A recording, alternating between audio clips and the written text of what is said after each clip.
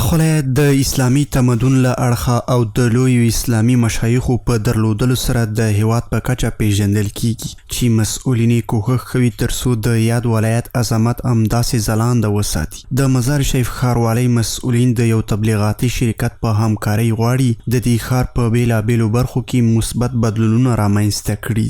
طرحی که شارولی دماغ کرده بود، ما همین طرح ایرا یک چیزی از مقام ولایت هدایت دادن که همین طرح که شما دارین همین تلویزیون ها را باز ما 3 سال بعد مکمل تلویزیون ها اونا مشخص مربوط شارولی میشه.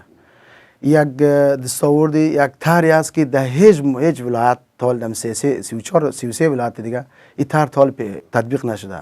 همدارنګه د مزار وحدت تبلیغاتي شرکت مسؤل ټینګار کوي چې د خصوصي سوداګرو او متشبثینو د تشویق لپاره او د ښار د ښایسته کولو په موخه د یاد ولایت د ښار په بیلابیلو برخو کې 4 پایې تلویزیونونه نصب کړي.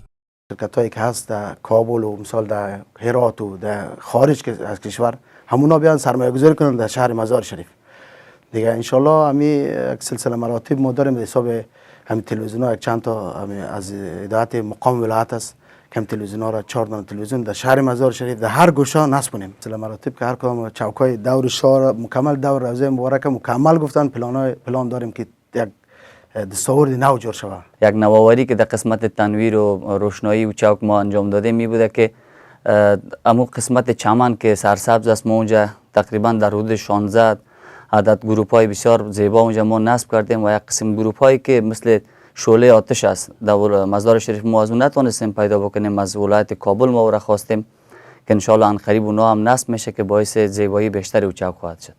دا په داسې حال کې ده چې د مزار شریف ښاروالۍ د غوره خدمتونو او د ښار د ښکلا لپاره 43 پراختیایي پروژې تیر کال پلي کړې وې.